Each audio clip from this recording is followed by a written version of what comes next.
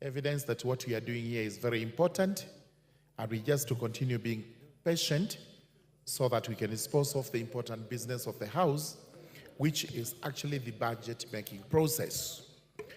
So, Speaker, allow me to begin by saying I actually support the report by the Committee on Finance and Planning, and I will also be supporting the finance bill with the proposed amendments because of three reasons.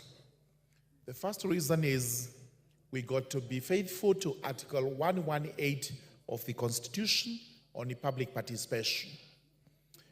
We are happy to report that after public participation, the Finance Committee has incorporated suggestions by members of the public on what really ought to be removed from the bill or what ought to be amended.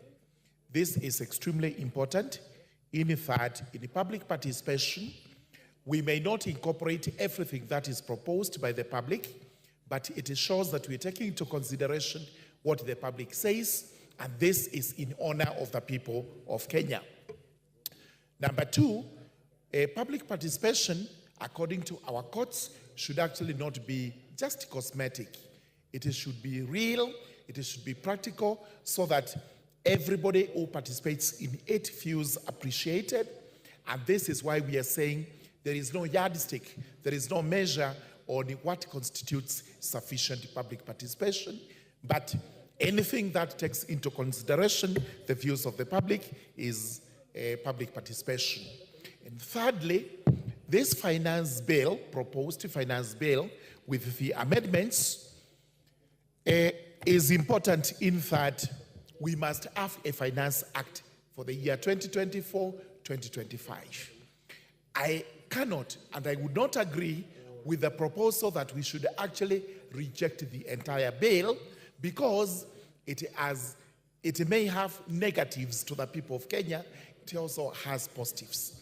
So what I would propose and urge members to agree with is that at the Committee of the Whole House, these proposed amendments by the committee and whatever else is going to come from the honorable members of parliament is extremely important, should be looked at with a tooth comb so that we either pass reasonably or reject reasonably. Now, what are the proposed amendments by the committee which are very important? The VAT on bread is out. VAT on sugarcane transportation is out. VAT on electronic money transfer or transactions is out. And many others, including the 2% motor vehicle tax. All this is out.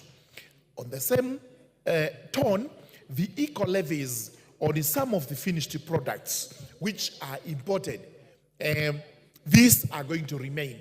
But for the locally manufactured goods, and this is very important to spur up industry and growth, we will have all that tax exempt. This is very important. We also have many others, including positives, that the pension on the tax on pension is now increased from 20,000 to 30,000. We also have an 18 billion, which is supposed to assist the government to employ the JSS teachers, permanent and pensionable. This is very important. Our CDF, our GAF, all this is increased, which is very important. Therefore, on behalf of the people of Tharaka constituency, I would be urging them that we will support the bill. We will make all the necessary amendments to protect their interests. At the same time, we will be on standby and guard against corruption so that none of this money is pilfered, is lost through corruption. We will also be demanding, like all other constituencies in Kenya, our fair share of development from monies raised in these taxes. With those remarks, I beg to support.